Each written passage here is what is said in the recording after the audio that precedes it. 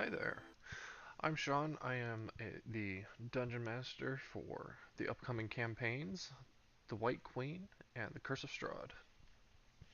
Today I'm going to be working on getting all these ready. That way I can release them out into different communities. That way we can create a campaign. That way we can play games. So, starting off, I've got our house rules that I'm working through. And there's a lot of similarities, but there are still some differences. So going through and breaking those apart, um, right off the bat, you can see some differences with the playable species.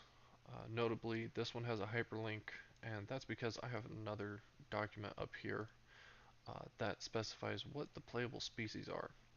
And the reason is because this is a homebrew world where I am breaking it apart and trying to see what works with the world.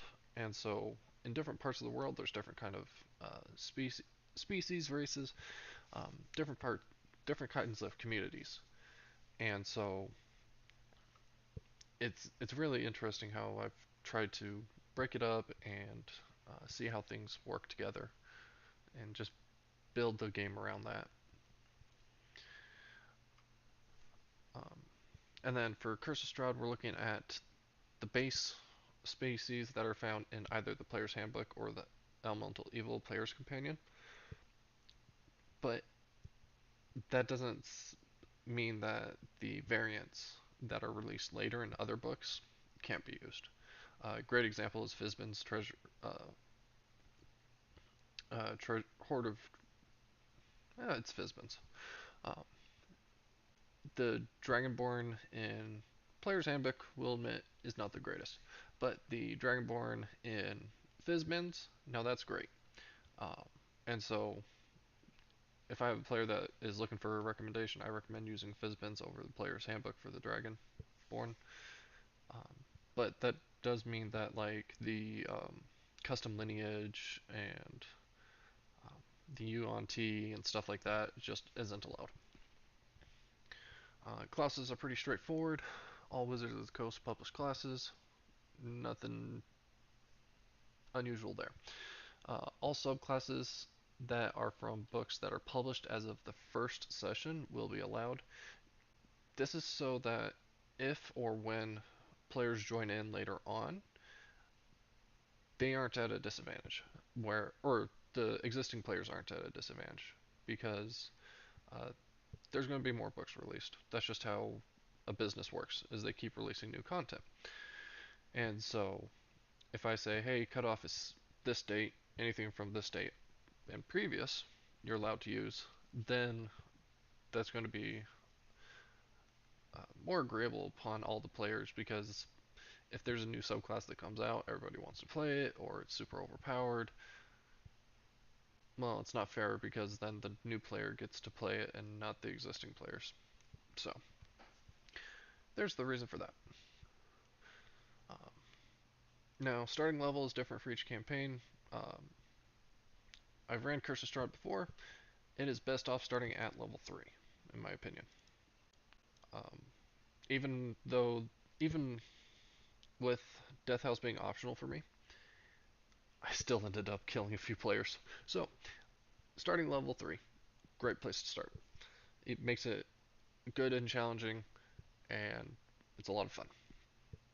Whereas my homebrew campaign, it's not going to be quite as dark and gritty or as hard, and so I want to bring them up through level 1 all the way up to the end of the campaign, which is anticipated to be about level 20. Um, Backgrounds, I'm doing something a little different here. Um, I'm going to be taking the UA 2022 character origins from the 1D&D and going to use those backgrounds. Now, they don't have all the backgrounds that they've released, and so if one of the players wants to use one of the newer backgrounds, I'm totally down for that. I'll just have to work out with them, figure out what they've got. With that said, their ability score increases are going to come from their backgrounds and not from their uh, class species or their playable or the species they choose to play with. And so I need to make a note of that here. Ability score. Ah, actually, it's already noted up here. So we'll just get rid of that. So let's also make a note of that over in here, though.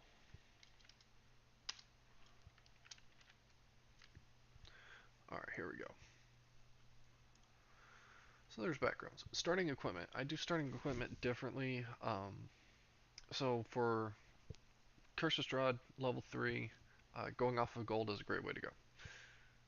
Level 1, I'm going to say that's not the best way to go. In fact, I'm going to change that to where starting equipment is chosen based off starting class and background. Because at level 1, it... Oh, actually, if you think about it, level 1, if you max out your gold, yeah, we can keep it that same.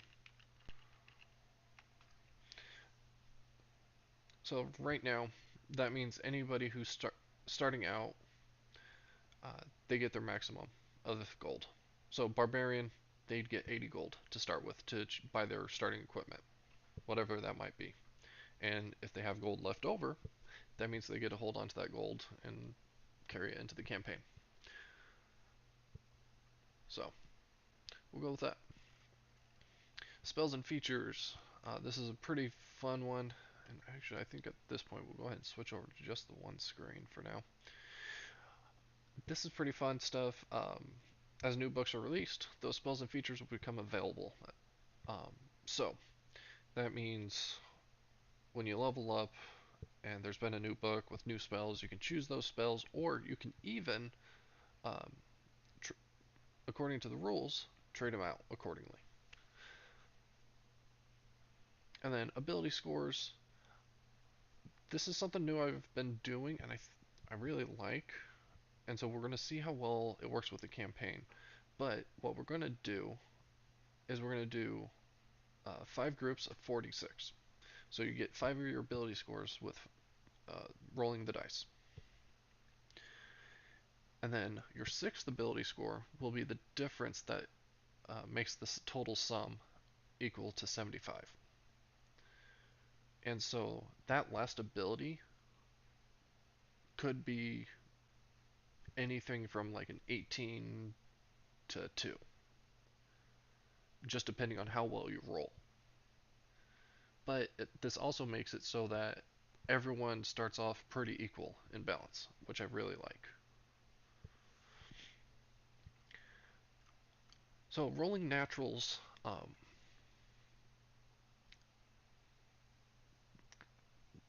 pretty straightforward. Natural 20 is a critical hit.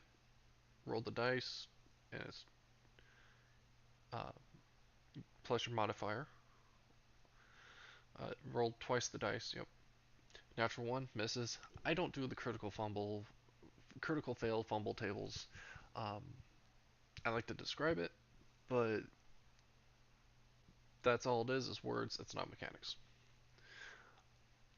For saving throws, when damage is a factor, a natural 1 is going to be a critical fail. So, damage dice are rolled twice plus the modifier. For a natural 20 critical save, if you're above the DC, you successfully avoid all damage. If you're still below the DC with a natural 20, you get half the damage. And the reason why I put that is because sometimes you can get that 20 or the natural 20, but maybe you have a negative modifier or something, or they've got a stupid high DC. Well, then you're going to have that apply. Ability checks, natural ones, natural 20s, they're not going to be a success or fail for me. It's the sum total. So, just butchering this one up. There we go.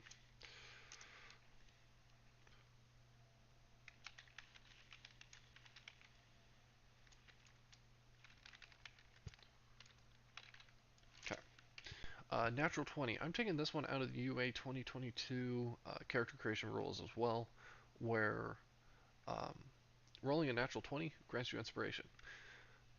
And this is how I'm going to do all my inspiration. I'm not going to do DM inspiration or anything like that where I have to decide, oh, hey, you've done well enough, you get inspiration. So we're going to use inspiration, has to be called out before rolling the d20. A character can only have one inspiration at a time. If additional inspiration is gained while in possession of inspiration, one can be given to another character. Uh, Heaven forbid you get two d20, or heaven forbid you're rolling with advantage already and you get two nat 20s. Then you get two of them to share. Inspiration goes away at the end of a long rest. Creatures controlled by the DM will use their inspiration on their next d20 roll. That can cause some metagaming, so I'm actually going to change that. Um, we'll use their inspiration within the next round. And we'll go with that. Which d20 check, I do not know, because it will be dependent on what the creature's doing. Skill checks. To assist, you must be proficient. Um, I find that otherwise everyone's like, hey, I'm going to help, give advantage. But they're not actually proficient or helping really in any way. So I want the skill checks to actually be meaningful. Uh, and then to check to see if you know information about a creature. And this is something I try to encourage players to do is, hey, you're encountering this new creature, but maybe what you're experiencing for the first time is not the first time for your character. Or maybe your character's done some research in their in-between time. And so I'll have them make a check in the area that they feel is appropriate, and I'll call out, hey, this could be Arcana, Nature, or Religion, and let them choose. Um, Rule of cool, obviously, within logic, um, because you're not going to be able to shoot an arrow to the sun, just physically, it's not possible. Um, and then if you keep doing it over and over again, it's not cool, it just becomes a continued practice thing, and at that point, um, whatever the DC is becomes lesser. So, items. All homebrew items are subject to be changed between sessions if found unbalanced. That I just find is necessary because it protects me, the DM, from overcreating or creating an overpowered weapon or an easily abused item.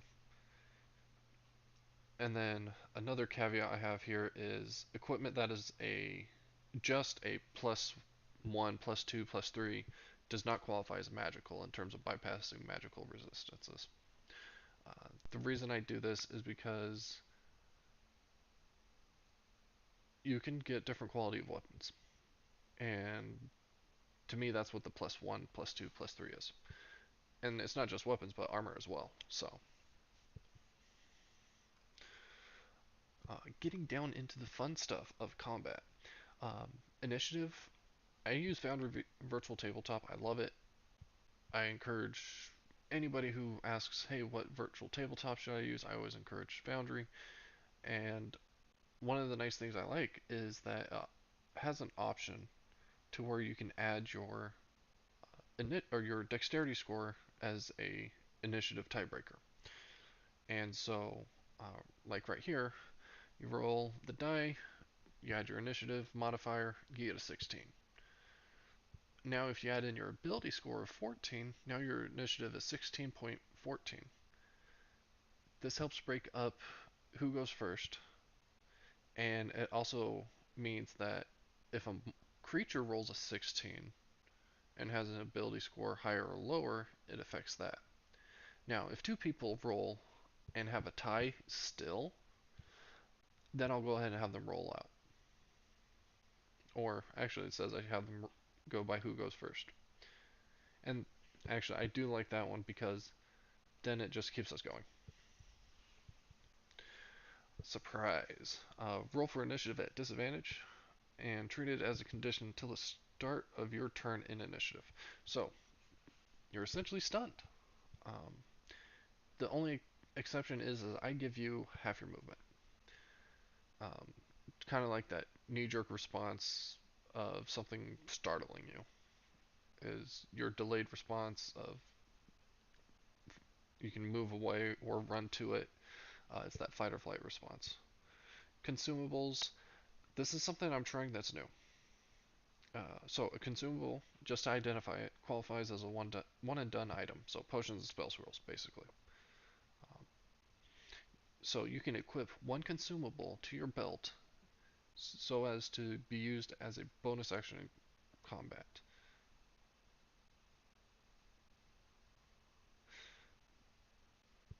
That could be dangerous with spell scrolls.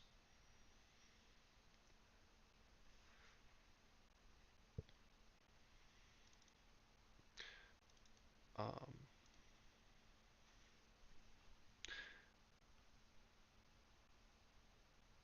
we need to change this.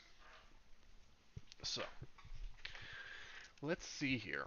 You can equip one consumable belt item. You can equip one consumable to your belt so as to be used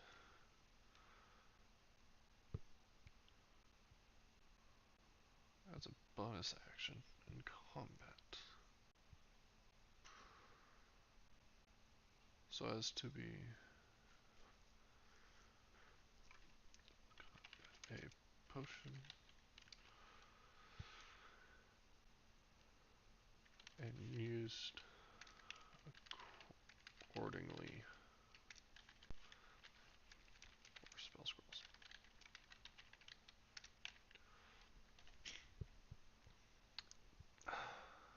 That's what it's going to have to be. And then allies don't have to search you for this item if you're down. All other consumables take an action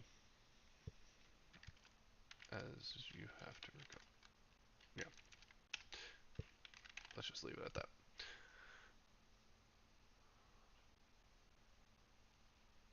So players will have to identify what they're equipping to their belt, and they can use it as a bonus action. Perfect. Opportunity attacks. All right. So I really hate how flanking works in 5th edition. So I've got my own rule about that a little further down here. Um, oh, it's on this other sheet, but I'll pull it over. Basically, let me just actually, not even basically, let's just do this. Let's pull that over here right now. I'm going to copy that. We'll put flanking in.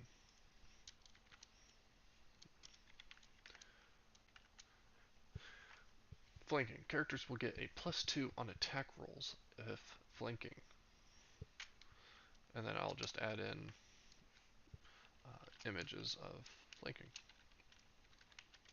One qualify as flanking. And I want to add those images, that way I don't have people asking, well, is this flanking? And so I want to make it very specifically clear with imagery. Opportunity attacks. If someone moves while within reach of an enemy, they take the opportunity attack. They can take the opportunity to make an attack against them. And this is part of why I want to use it in tangent with flanking, is because, alright, now someone can move to get a higher attack roll, but it's possibly going to cost them. Now, this is one thing I am changing, is my going unconscious. I used the madness table with Curse of Strahd. I really loved it, but it was a little too strong, um, especially the short-term madness. If you went down and you came back up, it was killer if you got ones that left you still. Um, there were ones that left you paralyzed, stunned. immobile. It just made it so it was impossible for you to do anything. So I do like the idea of using the exhaustion as it is in the 2022 expert class UA. Uh, and so with that, I definitely want to make sure to clarify what exhaustion is. So that actually needs to come back up here. So we're going to go up here, right below items, exhaustion, and of course.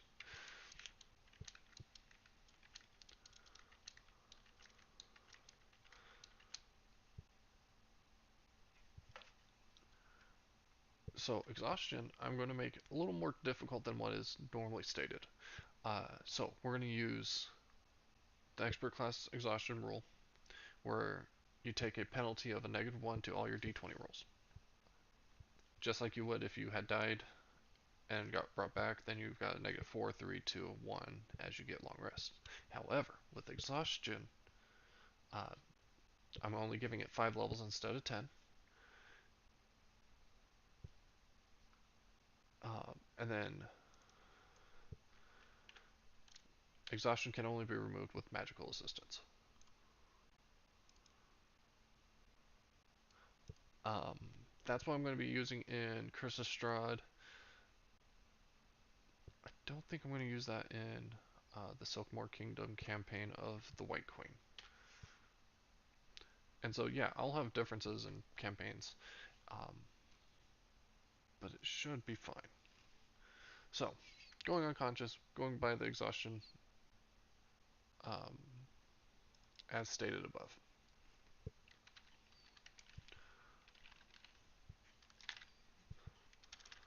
There we go.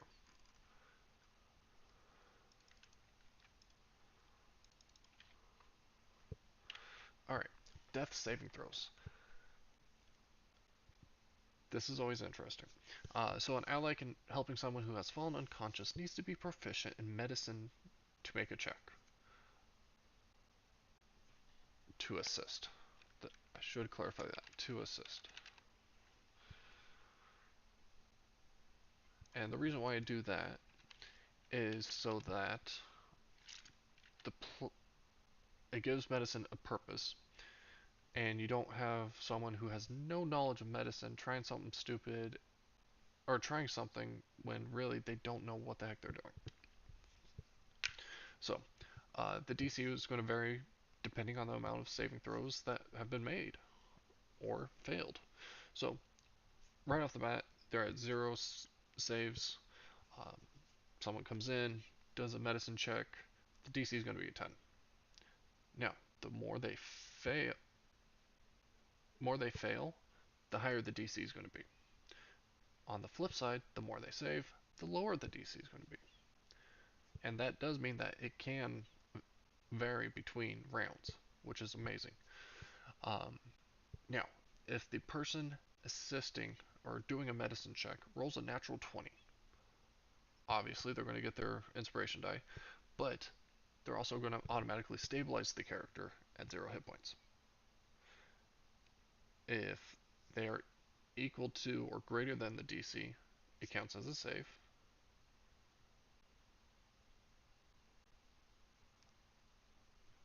I'm going to say a natural 1 harms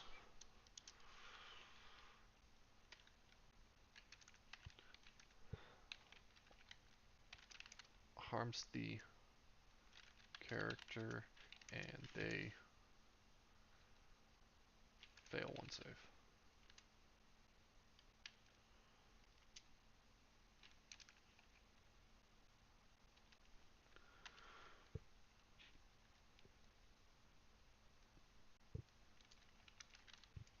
And then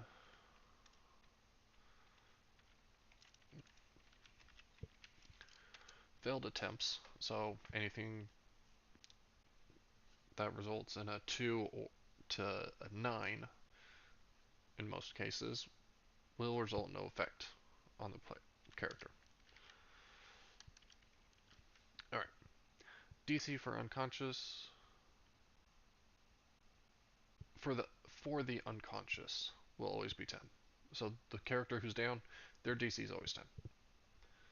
So, natural 20, regain 1 hit point, they're prone. A natural 1, 2 fails, long term madness. Now, I do think I will stick with that with all my campaigns. Because dying should be horrific. Getting resurrected, you've been to the other side, whatever that might be, depending on the campaign. You're going to be maddened by whatever it is you saw, and so you're going to definitely take some indefinite madness. And I do love playing with those tables. Um, and so in a future camp or future session of recording, I'm going to be sure to break down the tables and find where we can add more to it, give it more umph, make it more maddening. um, I do like to make it so that the saving throws are in secret. Now, I do have a module, makes it very easy. Comes around to your turn and you are unconscious, it'll roll automatically for you, so you don't even have to worry about it. And then if someone is still rolling death saving throws, or there's still an effect in play, initiative will be still taken. Variant house rules. I don't really have too much special with this. Multi-classing, I'll allow that as you level up. If you have the ability score minimum met, you're good to go. Feats. So obviously no level 1 feats, or no feats at level 1. So sorry, variant human. Um, but any Wizard of the Coast published feat is allowed. This is one I've been really enjoying, which is slow natural healing. And I've done a little twist on it compared to what the DMG has, or the Player's Handbook, whichever one it came out of. But characters will gain half their hit dice, rounded up, after you've rolled, at the end of your long rests. So, long rests outside of an established safe place, so towns, uh, hit points will regain at the use of hit dice. So you've got to use your hit dice at the end of a long rest to regain hit points. And once you've done that, you will get your half hit dice back. And then if you take a long rest in an established safe haven, your local town, inn, or something like that, it will result in a full recovery of hit points, still recovering half of your maximum hit dice.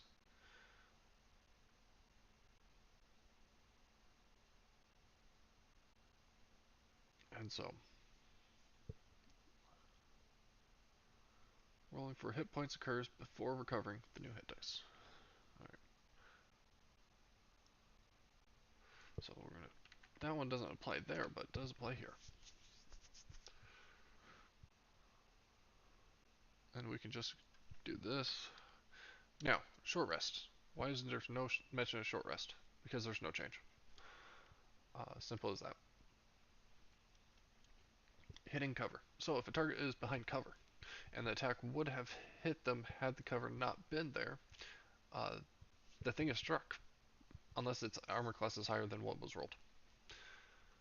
I think that's everything we got for both of these documents, which is great. Um, Means that there's not really anything more I need to change with these, which is very helpful. Now, going through, I need to take a look at my frequently asked questions because this document can change over time. So I want to make sure we have everything we need. What are the expectations of the game? Having fun. There's many ways to have fun, and really, I do not condone the play of Dungeon Master versus player. Now, that does not mean I'm going to give you everything. That means I'm going to make everything a challenge. I'm going to make it fun, and we're going to go from there. Um, whenever someone asks me what's my DM style, I never say I'm a good DM. I align as lawful evil. The reason is because I have my rules on what I can do to affect you guys. And so whatever I can do, I want to do to make it fun. I don't want to do it to be malicious. I don't want to do it to uh, socially, mentally, emotionally hurt anyone. That is not my goal. My goal is to make the game fun. And considering I've had the same group running through Curse of Strahd for over a full year now, speaks volumes to me about that. And they keep saying, thanks for the great session, or they'll even say, oh gosh, Sean, that was terrifying. Or even when I bring in the terrifying portions for them, they're pleased with it. So I know I'm not going too hard, but I'm giving them that challenge that they need. Now, how many seats are at the table? I always welcome 6. Um, I find 6 is a good number. You're missing a player or two, you're still fine to play. Um, at the point of missing 3, now we're looking at, okay, maybe we'll do a one shot and we'll play next week with everybody. And so that's why it's like, alright, I don't like having less than 4 occupied seats. If we have ever reached that point, uh, recruiting is going to happen. How long are game sessions? I do 4-hour sessions. Um, more than more often than not, we end right around there, within 10 minutes. Um, but 15-30 minutes max for variants. And usually I like to end at a good spot. And so if I find we're going to be going into combat and it's near the end of the session, we'll end early. Because I rather have that good continuous flow of combat versus, okay, last time we were in a fight, you guys did a lot of damage, and you guys are still in the fight, so let's get back to fighting. That's kind of, ugh. It's much better to go and say, alright, last session you guys went through all this, you met up with this individual, and roll for initiative. Like, that just gets the pump, or the blood pumping and going. Let's do that. So, kind of already discussed this, what happens when players are missing. Let's go ahead and put this one up here, because that's where it applies. See, this is why it's important to go through your documents and get everything lined up. Passive perceptions. Passive perception. How does it find traps or secret doors? Um, really depends. Exposed tripwire, that could be passive. Uh, Finding a pressure plate that's flush with the ground, that's going to be an active search. Um, though, of course, you can always passively walk through it or into it to expose it. Though, usually that brings some other consequence with it. Um, Leveling up, uh, I do a fun way of doing leveling up. So you don't get experience points and you don't get milestones. You get milestone experience. Um, so basically, it's milestones that have an experience point value. The more, and each milestone has different values. And so I'll go over that here a little bit to kind of show and compare what that looks like. And I've done it with Curse of Strahd, really love it. I found as we were progressing that it wasn't working anymore, and so I kind of broke it down, figured out what was wrong, and now that I've keyed it in, oh, this is so much fun. I love it. How do they work? You find specific plot items, defeating key enemies, or defeating, not necessarily killing. They can be convinced, they can be killed, they can be circumvented, whatever is needed done.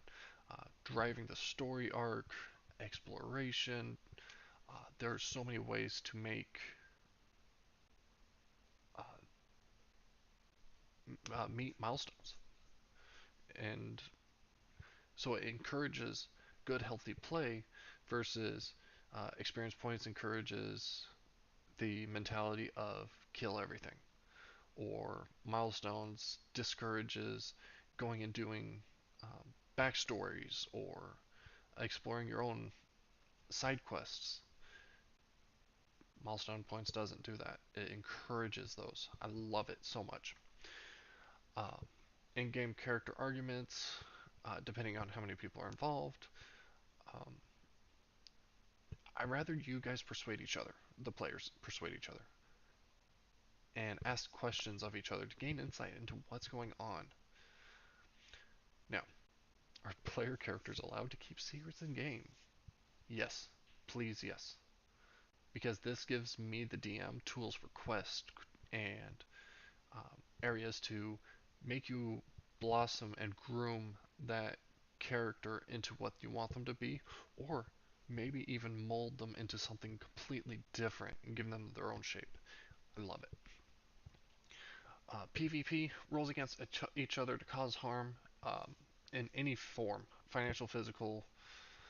Uh, I don't allow it unless the PC is charmed or being controlled to act against the party. Um, this can include madness. Now, um,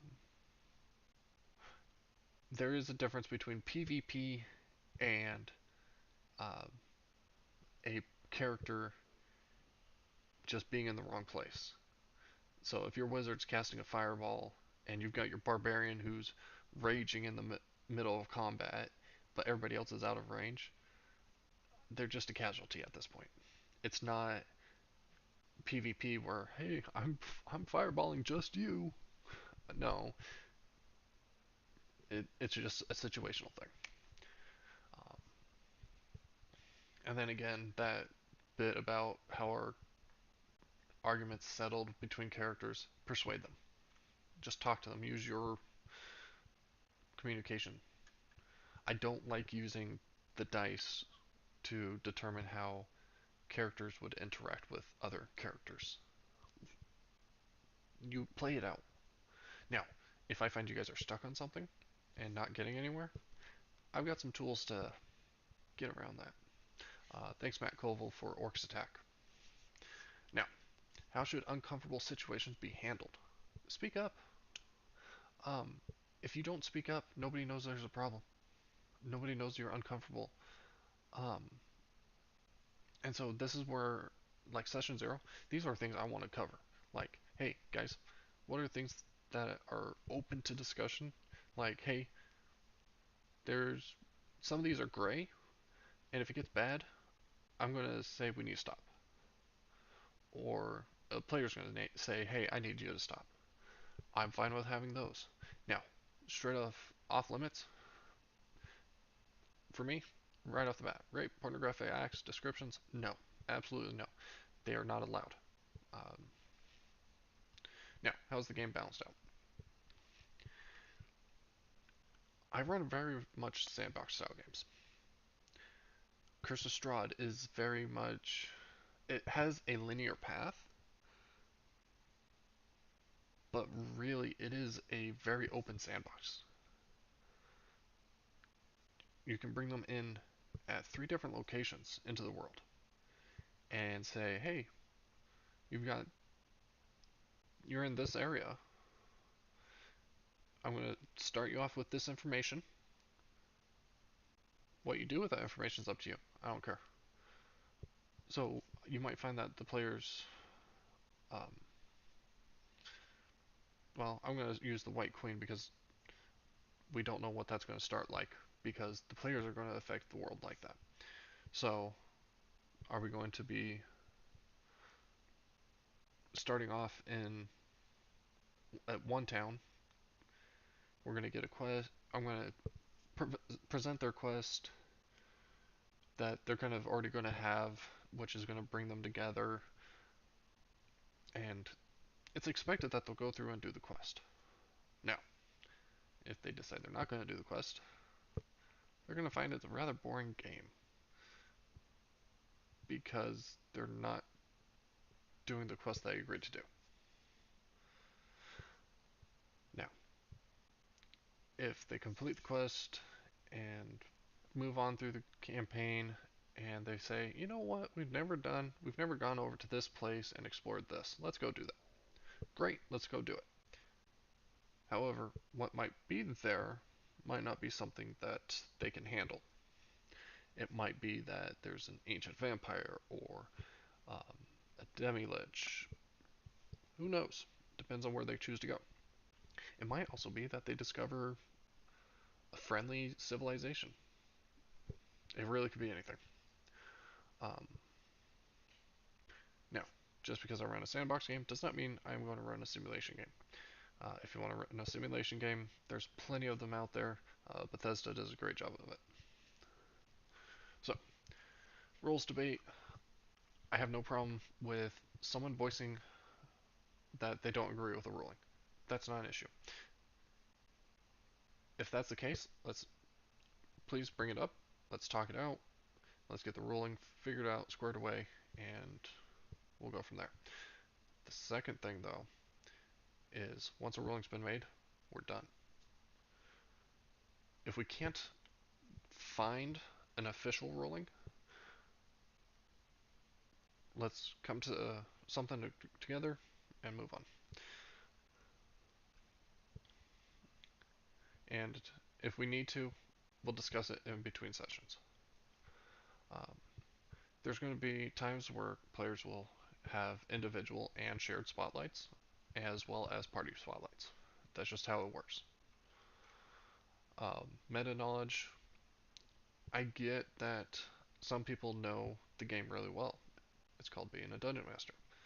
However, dungeon masters also like to play the game as player characters. So, there's nothing wrong with going through and uh, seeing what you can or there's nothing wrong with letting your players know information already. So, a grave cleric saying, "Oh, I'm going to use my mace to attack the skeleton because I know they're weak to bludgeoning." Perfectly fine. Now, fighter growing up on the farm, not so much. Just simple stuff like that. Now, there are times like guidance. Guidance can be seen as being overly powerful because, oh, I'm going to cast guidance on this person, this person, this person whenever they're doing a skill check. Well, sometimes it's not always applicable to use guidance. Just like with helping, the helping action. So it's better to just go ahead and see what people are doing and cast it in advance, especially if you can sense that, oh, we're going to go do something. Yeah, let's make sure to cast guidance beforehand. Um, though I do like how the UA that was recently released, the UA 2022 Cleric. Um, let's see here. Oh, don't have it up. The UA for the Cleric made guidance a reaction spell, and it worked on a failed. I might use that. But I haven't gone through the full Cleric UA, and so I'm going to have to read through that. Now, murder hoboing, consequences. That's just how it is. It's a sandbox. Readying in action. People get confused by it. I just break it down, let them know what it is. Downtime events. There is definitely going to be downtime events in the White Queen. Just hands down, it lets the world continue and progress while giving the characters uh, time to recover. I'm possibly even going to use the DM layers leveling up role where you have to take downtime to level up. I I think that would work really well in the White Queen. Now, Curse of Strahd, downtime is not really something that's going to happen because it's not really an applicable thing in that world. Stealth, um, yeah, stealth is rolled when the act is called out. So if you want to hide or you are moving around immediately when you want to be in a stealthy mode, I'm just going to have you roll it. How often can PCs expect to encounter traps in the right environment? And really going through this. Alright, how are spells affected by the elements? Environment. Elements of a spell will be affected by the environment it's cast in. So, lightning and water will have a wider range. Fire underwater will have a smaller range, do less damage, or might not work, depending on the strength of the spell. And then healing spells have no effect on undead or constructs. Now, here's one of my fun things, is death rules. For each death, the character will roll a d100 to see if the spirit is willing to return. Now, if the player decides that the spirit's not going to be willing, then the spirit's not willing. But the first time the number is going to be the character's level that they die at. So, level 5 character dies, uh, they need to roll a 5 or higher, they roll 64. That means next time they die, they have to roll above a 64 for the spirit to be willing to return. Now, if they happen to roll 100, they get a new lease on life, and the counter resets. Rules lawyers, as I said, I don't mind someone knowing the rule or questioning a rule. It's when they enforce rules on other people or try to tell people how to play the game. Here's the thing, you're in control of one thing. You're in control of your character. I'm in control of the world and the NPCs. I'm not in control of your characters. Now, if someone's misusing a rule, then it's the DM's responsibility to call it out. If it seems like I'm not noticing it as the DM, I welcome the players to call it out. Help me out. Um, and no matter who you are, if I see that you're being a rules lawyer, bullying someone into doing something, that I'm going to call you out on it. And I'm pretty short on warnings when it comes to this kind of attitude, because usually that person has the mentality that they're always right. And so if I call it out, one of two things are going to happen. Either the player's going to stop the action, or they're going to leave the table. If they stop the action, great. Um, it's possible that it'll come up again, and I might be lenient and let them know, hey, we discussed this. Especially if it's like 2, 3 months later.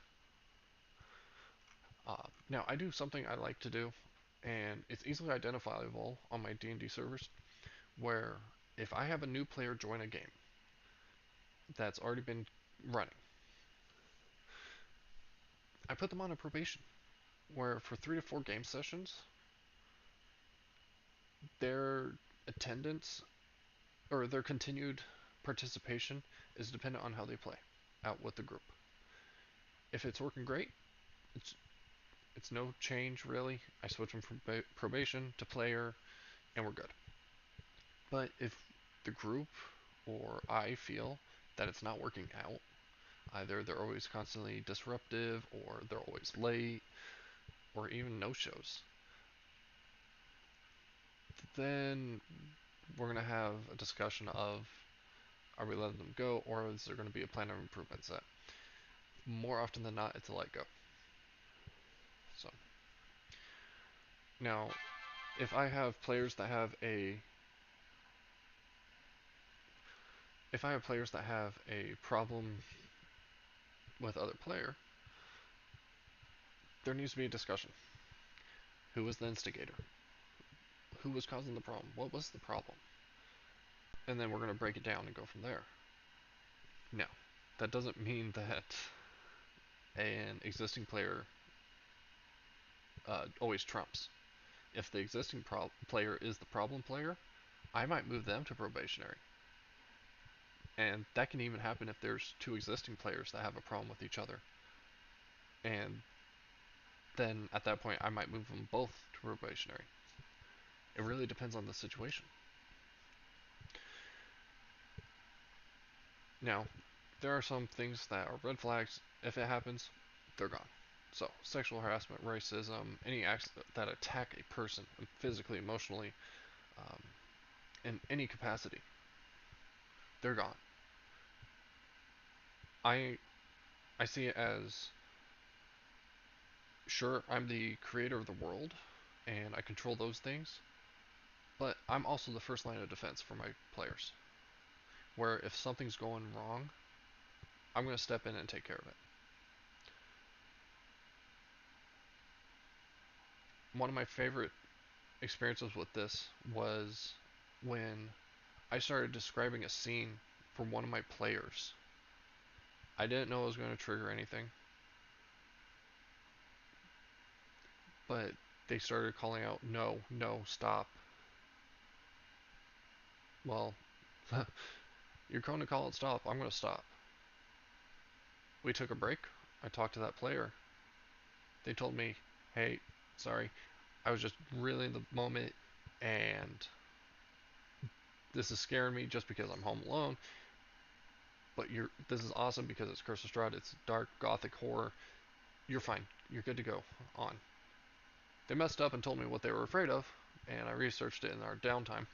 Uh, but I'm your first line of defense. I'm trying to keep the game safe and fun for you. I'm not here to make it bad. So there's that. There's the frequently asked questions. As I said, I do not play the DM versus PC game. It's wrong. I'm here to be. I'm here to be the cog that makes everything turn for you. I like to make it so we can have fun. So, last few things I really need to do is I need to make my application form. I do this for a few reasons. I do the application form because it makes it so I can see who wants to play and who's available to play. Now, I do need to go through and edit some things. Like I'm doing Curse of Strahd Thursdays at 8 p.m. Pacific.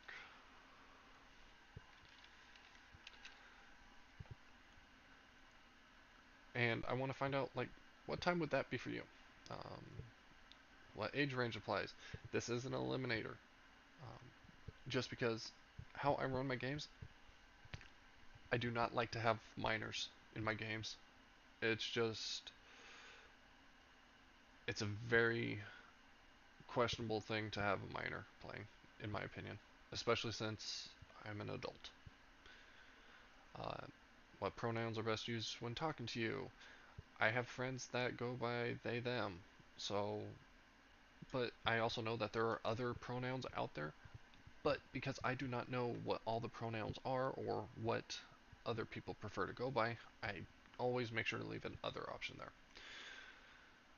I don't speak other languages, so I need to know if they speak English. What brought you? These are a little bit about them. Gameplay. What ratio of the pillars do you like? Our sessions are recorded. I need to update this. Recorded. Um, they are going to be streamed over Twitch and YouTube, as well as recorded, and that is going to be public. So, no more private recordings. And then, are you okay with joining an established set group? Well, that's not applicable here. So we're going to delete that one. Oh, that was for, oh, that one was for when I was waiting or getting more players for this current game. So that could go. What is your preferred class playstyles? Totally open, uh, whatever they want to do. Now, I also only did the applicable races for Curse of Strahd. Now, these links are going to be updated to the current FAQ and current house rules. It's always interesting finding what concept character. Do you agree to abide by the DM rules and or discuss them in a respectful manner? Let's swap these two, because that's more applicable. You got your characters, you got your classes, concept. And we're going to change this to species because races versus species. I find that it can be very personal when you go with races. And it's not a good thing. Um, because this is fantasy. It's not supposed to be personal. And a lot of the time, we're playing D&D to escape. So, no, it's just a no. Let's just keep it friendly. And then here I'm just trying to gauge how familiar people are with stuff. So, how familiar are with the system? So D&D 5e, have you ever played Curse of Strahd or any of its variants for any other edition? Uh, what are your expectations with player experience? What's your familiarity with virtual tabletops in general? What's your familiarity with Foundry virtual tabletop? And how familiar are you with Discord? So, that's what I would use. At this point, I'm going to go ahead and use a link. I don't like the long links. Let's use a short link. We're going to copy that. And then at this point, what I do is I'm going to come in. I've got my Curse of Strahd. I've got my server set up, Sean's D&D Worlds. It is not a public server. It is a closed server. So I will go in. I'll go ahead and provide what information I need. So right now I've got a template, or I've got a post that is created so that I can go into the Foundry Discord server and post this for the pay-to-play games, or paid DMs. This one is going to be $15 per session via PayPal, and saving $5 monthly, starting January 3rd, 8 p.m. Pacific time. Looking over it, I see I've got everything I need. I've got the description. Under Raging Storms, the vampire Count Strahd von Zarovich stands silhouetted against the ancient walls of Castle Ravenloft. Rumbling thunder pounds the castle spires. The wind's howling increases as he turns his gaze down towards the village Barovia. A lightning flashes, ripping through the darkness, but Strahd is gone. Only the howling of the wind fills the midnight air. The master of Castle Ravenloft is having guests for dinner, and you are invited. And so, session 0 on the one-on-one character creation, those sessions are going to be free. Now, the one-on-one character creation is very important because characters are going to be made with the setting in mind so as to gain the most immersion, and that can be lengthy. So these sessions are anticipated to be those 1 to 2 hours. Now, they can either be quicker if the player is familiar with me and how my DMing is, or they can be longer and might need to be split up into multiple sessions. So, character buy-in is important because it provides additional adventures and side quests and provides development. Because I don't have stagnant worlds, they're always living and growing. Now, I do need to change this because I did take it from the White Queen.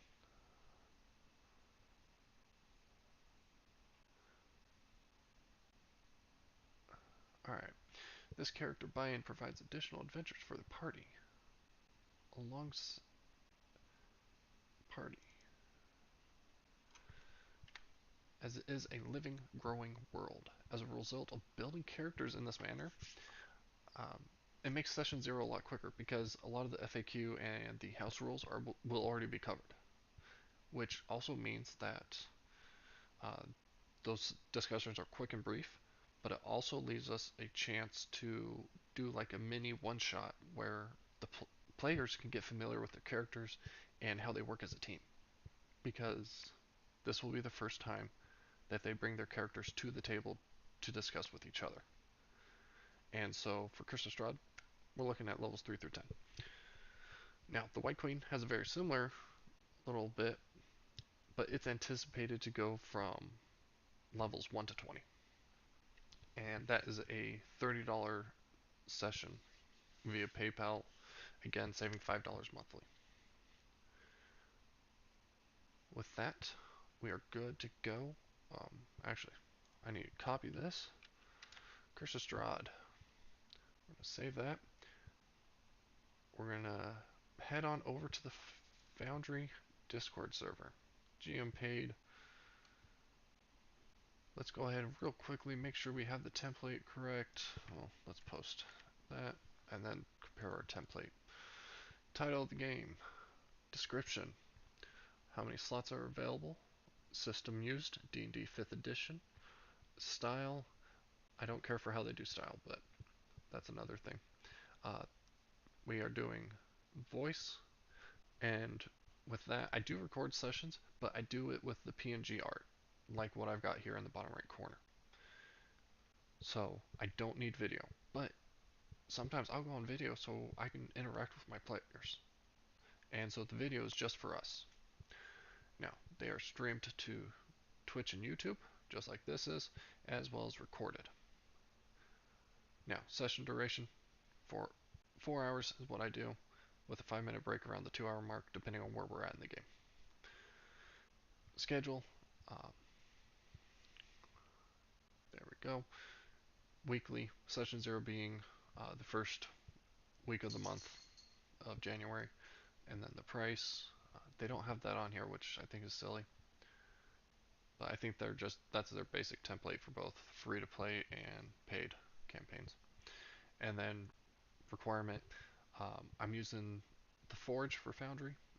Makes it nice and easy because it's wireless, and so I can access it wherever I need to, using Discord for communication, a quality microphone, and filling out this application. Alright, here we go. We're posting it. With that, we have our pay to play campaign posted. Thanks for watching, joining in. Um, I'll see you guys another time. Thanks.